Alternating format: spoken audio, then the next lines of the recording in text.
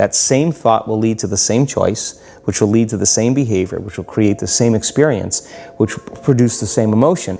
I want to talk about that notion of, give me a little more detail on what you mean by the body becomes the mind, or the unconscious mind. What do you mean by that exactly? Well, those are two different things. Your body is your unconscious mind.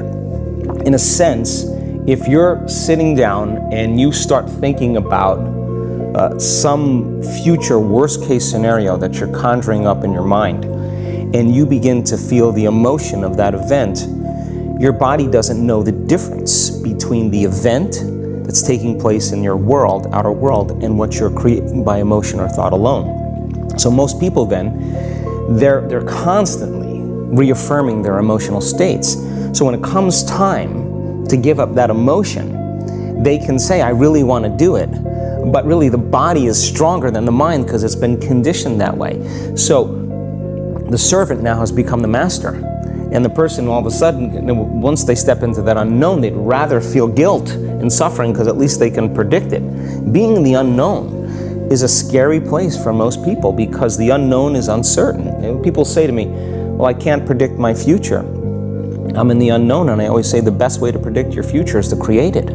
Not from the known, but from the unknown. What thoughts do you want to fire and wire in your brain? What behaviors do you want to demonstrate in one day? The act of rehearsing them mentally, closing your eyes, and rehearsing the action.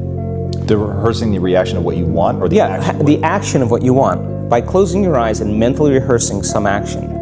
If you're truly present, the brain does not know the difference between what you're imaging and what you're experiencing in 3D world. So then you begin to install the neurological hardware in your brain to look like the event has already occurred. Now, your brain is no longer a record of the past. Now it's a map to the future. And if you keep doing it, priming it that way, the hardware becomes a software program. And who knows, you just may start acting like a happy person. And then I think the hardest part is to teach our body emotionally what the future will feel like ahead of the actual experience. So what does that mean? You can't wait for your success to feel empowered. You can't wait for your wealth to feel abundant.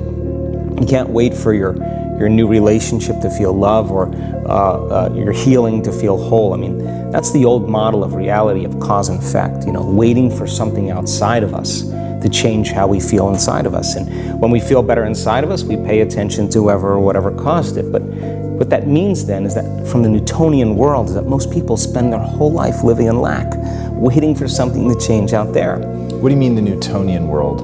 The Newtonian world is all about the predictable. It's all about predicting a future. But the quantum model of reality is about causing an effect.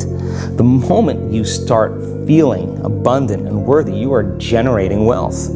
The moment you're empowered and feel it, you're beginning to step towards your success. The moment you start feeling whole, your healing begins. And when you love yourself and you love all of life, you'll create an equal. And now you're causing an effect. And I think that's the difference between living as a victim in your world, saying, I am this way because of this person or that thing or this experience. They made me think and feel this way. When you switch that around, you become a creator of your world, and you start saying, my thinking and my feeling is changing an outcome in my life. And now that's a whole different game, and we start believing more that we're creators of reality.